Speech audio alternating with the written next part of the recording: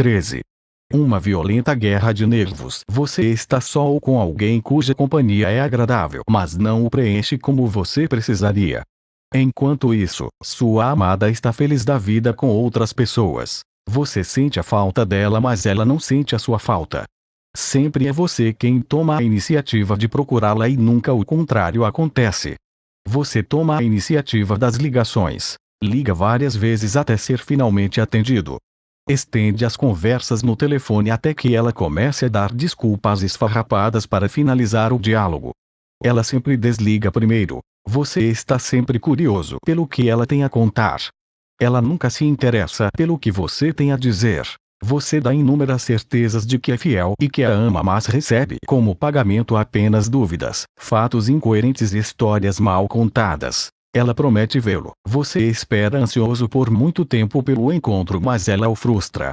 A justificativa apresentada não convence nem a um débil mental. Desesperado, você se ausenta, mas sua falta não é sentida nem um pouco. Parece que, ao contrário, sua ausência a agrada mais ainda. Então você descobre que precisa muito dela, mas ela não precisa nem um pouco de você. Para você não há nada na Terra mais importante do que ela, mas para ela há muitas coisas mais interessantes do que você. Você é trocado por amigas, amigos, parentes, festas, viagens, bares ou até mesmo por um simples programa de televisão. Você é uma carta aberta. Ela sempre sabe onde e com quem você está. Em compensação, você nunca sabe direito com quem ela está e o que anda fazendo. Você se sente no inferno e ela se sente no céu. Por isso ela é uma deusa e você é um condenado. Ela é sua deusa porque você a colocou no altar. Quando ela finalmente demonstra interesse, você está lá, disponível, como se houvesse esperado por aquele momento durante toda a eternidade. Ela te brinda momentaneamente com um pouco de sua presença maravilhosa, mas logo se retira para que você despenque novamente do sonho e caia no pesadelo. Bem-vindo ao inferno. A impiedosa guerra da paixão está em curso e você está sendo derrotado dia após dia. Poderá morrer de tristeza, somatizando doenças, ou endoidecer. Poderá cometer um crime. Sua tortura mental a deixa imensamente feliz, pois ela se nutre com sua desgraça. Quando está distante, na dolorosa ausência, ela sabe que você está sofrendo.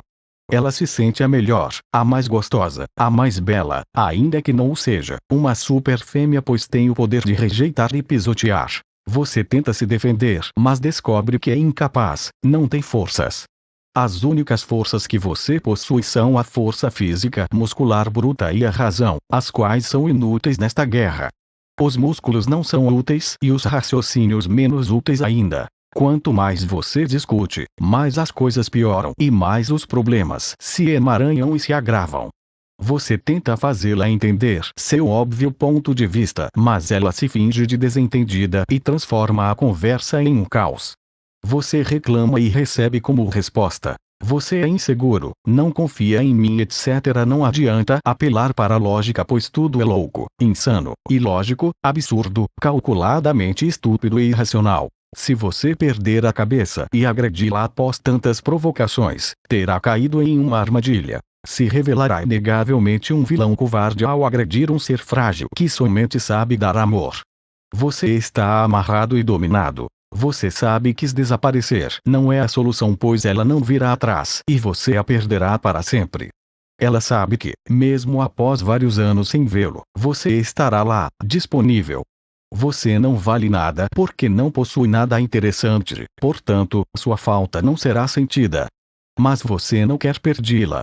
Acontece que você não possui nada que ela de fato queira ou precise, enquanto ela possui muitos atributos sem os quais você não viveria. Sua forma específica de ser, seu olhar, seu andar, sua voz, seu toque, etc. Você foi trapaceado, caiu em uma armadilha emocional, foi passado para trás. Era tudo mentira. O olhar apaixonado, o sorriso sem malícia, a delicadeza, a pureza de sentimentos, a fragilidade, o aspecto indefeso, o carinho, as palavras de amor. Ela te enganou, brincou e jogou com sua felicidade, com sua sinceridade e com seus sentimentos mais nobres. O seu erro foi apaixonar-se, considerá-la única, especial. Agora, a única solução para você é desistir de tudo e se acabar. Então se acabe e morra psicologicamente, como ensinou Schopenhauer, eliminando de si mesmo este sentimento venenoso que o jogou nesse estado tão miserável. Faça isso e verá que aos poucos tudo mudará. Entenderá que sua deusa era de argila e que sua divindade era uma farsa. Arrojará para longe a estátua desencantada. Eu digo que você esteve enganado todo esse tempo. Foi ludibriado pela paixão e está vendo o mundo invertido, ao avesso. A verdade irá libertá-lo. Há muitas virtudes importantes e interessantes dentro de sua pessoa, mas você as ignora, as desconhece. Desenterre-as. Há outro homem aí dentro, acorde-o. Deixe de amar de forma passional. Deixe de sentir saudades. Deixe de bajular. Pare de perseguir. Pare de exigir. Não gaste seu precioso tempo pensando nela, desmascare-a sem dó. Trate-a como ela realmente é, uma fêmea. Ignore suas lágrimas de crocodilo. Denuncie as mentiras e desmascare os fingimentos no momento em que estiverem em curso. Ignore seu choro de cebola. Faça-a ver quem ela realmente é, uma espertinha com cara de anjo. Não a deixe fugir de si mesma. Dê-lhe uma boa lição de sentimentos para que ela nunca mais se esqueça e não volte a brincar com a felicidade de mais ninguém. Sim, ela precisa de você, mas ambos não sabem disso. Que atributos você possui sem os quais ela não viveria? Muitos. De que ela precisa loucamente? De sua orientação, de sua proteção, de seu comando, de sua iniciativa, de seu rigor lógico, de sua desinibição, de sua segurança, de sua determinação, de sua certeza, de sua frieza, de sua firmeza, entre outros. Ela quer que você seja maior, que domine a situação para conduzi-la em segurança, por isso resiste. Quer ter motivos para respeitá-lo e sentir-se protegida ao mesmo tempo, por isso provoca, ataca e desafia. Quer medir sua capacidade de não ser enganado, por isso mente, joga sujo e tenta trapaceá-lo. Quer medir sua capacidade de não ser persuadido, por isso oferece falso carinho. Cria infernos psicológicos e se compraz em vê-lo dançar na fogueira. É o instinto animal mais brutal em ação, o instinto de seleção do macho pela fêmea. Se você falhar, estará descartado da história genética de sua espécie e não adiantará expor-lhe seus motivos, porque não irão sensibilizá-la. Ela não se apiedará, pois você é homem e, portanto, nasceu para ser duro e sofrer mesmo, para aguentar tudo e, se for fraco, não presta para nada. Ela, e não você, é machista. Muitas mulheres não conseguem sentir atração e piedade por um mesmo homem. Mas, infelizmente, algumas conseguem sentir atração e medo simultaneamente. Outras também conseguem sentir atração e tristeza. Essas mulheres não amam aqueles que desejam fazê-las felizes, mas aqueles que as fazem chorar, tornando-as infelizes. Assim é a natureza. E, a menos que elas lutem fortemente contra si mesmas e contra seus instintos, assim continuará a ser, desgraçadamente. 14. Levando-as a se revelarem. Vamos novamente retomar o espinhoso ponto relacionado com a natureza verdadeira e oculta da mulher. Há nessa natureza muita coisa maravilhosa e sublime, mas há também muita perfídia que se expressa em graus variáveis conforme as personalidades. Enquanto em algumas mulheres essa perfídia quase não se percebe, nas espertinhas com que nos ocupamos neste livro ela está bem evidente. A tendência geral é que sejam dissimuladas, fingindo timidez, recato, inocência, inexperiência, decência, pureza e ingenuidade no campo sexual. Por trás da máscara, entretanto, pode-se esconder uma fêmea sensual encarcerada pelo medo do autoritarismo, do ciúme e da possessão masculinos que visam preservar a exclusividade. Esta fêmea sensual oculta pode se expressar na clandestinidade em maior ou menor grau, conforme a coragem que a mulher tenha de infringir as normas impostas que lhe criam a necessidade de manter uma aparência de santidade e castidade. Este lado oculto, em alguns casos, fica tão recalcado e apagado que somente nos sonhos pode ser detectado.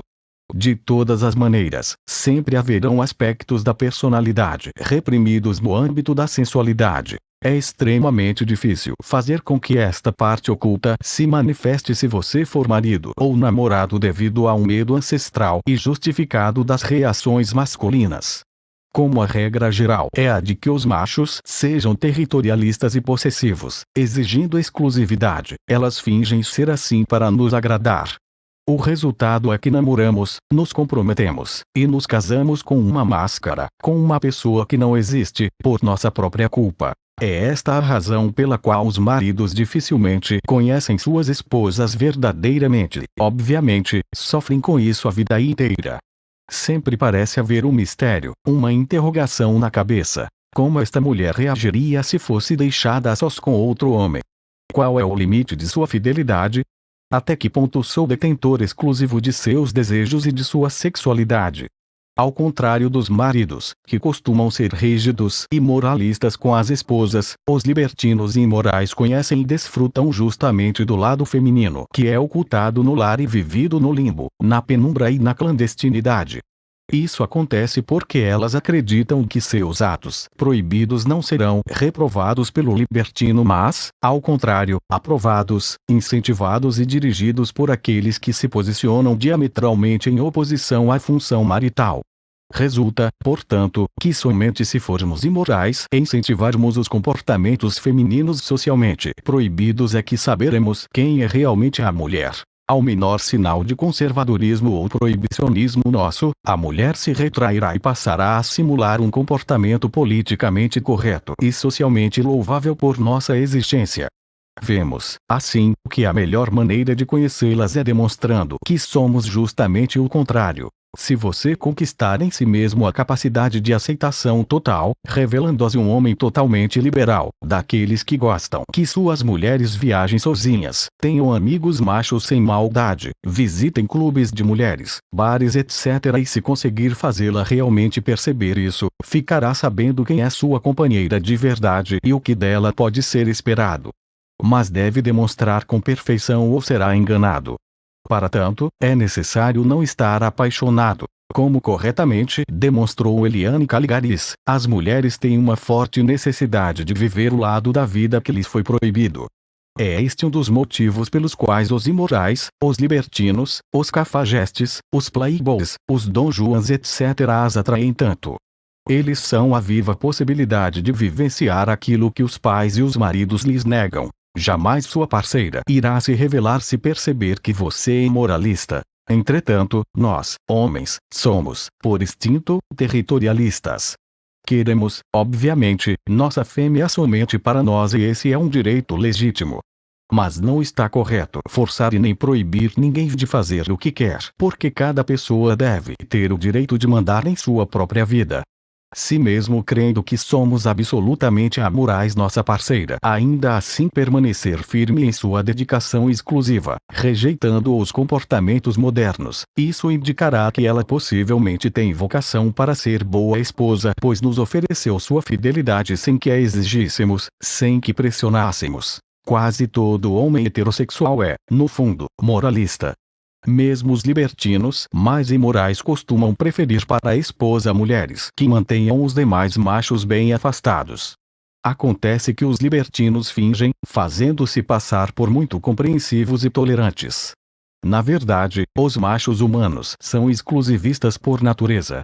Tendem a proibir, o que dá às fêmeas motivos bem justos para enganá-los e burlarem suas proibições ridículas, zombando das mesmas em seus íntimos. A solução é não sermos proibicionistas, mas aceitarmos tudo o que vier para descobrirmos quem é verdadeiramente a pessoa que temos ao lado. Uma vez descoberta a realidade, poderemos tomar uma decisão que mais nos pareça acertada. Quando mentem, as mulheres espertinhas o fazem defendendo o contrário do que conhecemos. Por exemplo, se o marido procura a esposa no local em um horário que, por costume, ela deveria estar e posteriormente a notifica, ela possivelmente se defenderá com a seguinte mentira: não, hoje minha rotina mudou e eu permaneci no local B. Portanto, para induzi-la a uma mentira escancarada e dissimulável, que não possa ser negada e da qual não se possa escapar, basta que o esposo, ao invés de comunicar-lhe a verdade de que esteve no local A, fato verdadeiro, oculte tal informação e transmita em seu diálogo convictamente a ideia de que não a encontrou no local B ou em outros locais, fatos falsos, ainda que não tenha lá estado.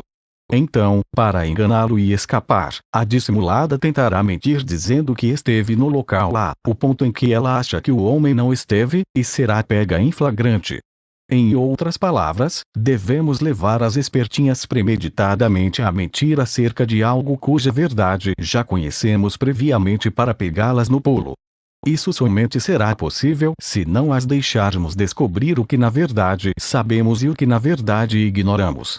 A esposa espertinha em questão deve acreditar que o marido verificou sua presença no local B e não no local A. Uma vez que acredite que o mesmo não verificou sua presença no local B, será justamente este o lugar utilizado em sua mentira.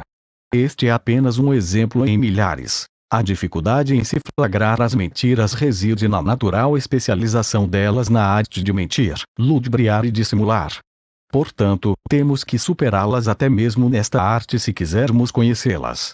A inteligência feminina no campo da ocultação é imensa e lhes permite mover-se com desenvoltura entre fatos falsos e verdadeiros, sendo muito poucos os homens que a superam e encurralam. A melhor forma de flagrarmos uma mentira é induzindo a espertinha mentirosa a mentir mais. Pela própria lógica do ato enganador, o falseamento deve se dar sobre pontos que ela acredita que sejam desconhecidos para nós. Em outras palavras, temos que superar a mentirosa no ato de enganar, ludibriando-a de forma a induzi-la a crer que nos está enganando.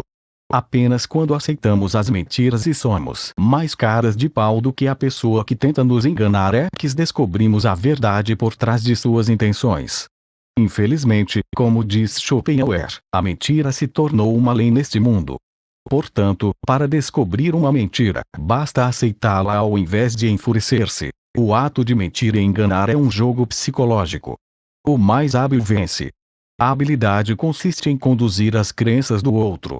No caso das espertinhas, aquele que quer descobrir a verdade incentiva, estimula e induz a outra parte a mentir justamente a respeito do que já é conhecido, levando o ato enganador até um ponto em que as afirmações falsas se tornem ridículas por sua obviedade. Obviamente, se a pessoa estiver sendo sincera do início ao fim, o que é difícil, você deve retribuir tal nobreza de caráter à altura. Esta tática para desarticular mentiras por meio da aceitação das mesmas servem para ambos os sexos e podem também ser utilizadas por esposas que queiram desmascarar maridos mentirosos. Estou tratando das mulheres que mentem apenas por uma questão de foco, já que o livro é sobre o sofrimento amoroso do homem. A mentira não é algo louvável, porém não vejo melhor forma de desmascarar pacificamente pessoas mentirosas do que levá-las a mentir mais. Ainda assim, porém, estaremos do lado da verdade. As verdades que omitirmos nesta manobra contra-manipulatória serão reveladas à pessoa mentirosa quando ela se descobrir apanhada na mentira. De modo que, em última instância, não caímos tão baixo no abismo vil da mentira ao buscarmos a revelação das falsidades. Uma característica comum às mentiras e que muitas vezes permite sua rápida detecção é a tendência em evitar determinado assunto e sua resistência em abordá-lo, dar explicações etc. Se você mencionar determinado fato, local ou pessoa e a espertinha rapidamente tentar desconversar ou mudar de assunto, isso indica que há alguma coisa errada relacionada com o mesmo e que algo está sendo escondido. A insistência em evitar um ponto é forte indício de que uma mentira está em curso ou prestes a ser emitida. A dissimulação feminina é e sempre foi o grande problema para o homem por não permitir saber com quem se está lidando, o que se deve esperar, que expectativas nutrir etc. pelo caminho que é aqui apontado. Entretanto, pode-se vencê-la se tivermos a calma necessária. Devo acrescentar que homens descontrolados acabam dando motivos para serem enganados. Felizmente, as espertinhas são mais especializadas em atenuar as desconfianças do que em sustentar as mentiras. O raciocínio pelo absurdo e a desarticulação das mentiras, o procedimento que algumas vezes defendo para lidar com mentiras, incentivar a pessoa mentirosa a mentir ainda mais, como costumo dizer, enquadra-se filosoficamente no que se chama raciocínio pelo absurdo. Uma forma de lidar com pessoas supostamente mentirosas ou que simplesmente defendem, intencionalmente ou não, ideias falsas e errôneas, é raciocinar com elas em sua forma de pensar absurda. Raciocínio pelo absurdo F. Raisonnement par l'absurde, o que prova a verdade ou a falsidade de uma proposição pela falsidade de uma consequência. Há, pois, duas classes que se devem distinguir. Primeiro, prova pelo absurdo F. Preuve par l'absurde lat. Probatio per absurdum, per incomodum. Por ex, em Bacon, de dignit. V. Iv. Parag. 3. Raciocínio que prova a verdade de uma proposição pela evidente falsidade de uma das consequências que resultam de sua contraditória. Segundo, redução ao absurdo F. Reduction al absurdi lat. Reductio ad absurdum. Raciocínio que conduz a rechaçar uma asserção, fazendo ver que daria por resultado uma consequência conhecida como falsa ou contrária à própria hipótese. Lalande, 1967, pp. 10, 11, tradução minha. Considero esta forma de raciocinar portadora de utilidade prática em certos casos. É a este tipo de raciocínio que me refiro quando proponho que estimulemos os mentirosos a mentirem mais ainda até que suas mentiras se tornem ridiculamente evidentes. Mas para tanto, é necessário enganar a pessoa mentirosa que está tentando nos enganar. Enganar o enganador me parece justo e legítimo, fazendo-a supor que estamos realmente acreditando em suas mentiras. Para evitar confusões desnecessárias, convém esclarecer que emprego a palavra absurdo no seguinte sentido: propriamente, o que viola as regras da lógica. Uma ideia absurda é uma ideia cujos elementos são incompatíveis. Um juízo absurdo é um juízo que contém ou implica em uma inconsequência. O raciocínio absurdo é um raciocínio formalmente falso. O absurdo, nesse sentido, é, pois, mais geral do que o contraditório, e menos geral do que o falso. Estritamente falando, o absurdo deve ser distinguido do não sentido. Lalande, 1967, p10, tradução minha. No sentido corrente, absurdo designa tudo o que é contrário ao sentido comum ou até a nossos hábitos espirituais. Porém, em filosofia, se recomenda que se entenda por absurdo somente o que é contrário à razão. Os princípios da razão podem, por outra parte, ser definidos de maneira mais ou menos ampla. Nota de J. Lachelier e F. Raoult, primeira edição da obra de Lalande, 1967, p10, tradução minha. Portanto, raciocinar pelo absurdo em comunhão com um mentiroso é aceitar as incoerências do seu pensamento e levá-las até as últimas consequências. Se estivermos enganados a respeito da pessoa que consideramos mentirosa, por serem suas ideias tão complexas que ultrapassam nosso entendimento em lógica, nosso engano poderá se revelar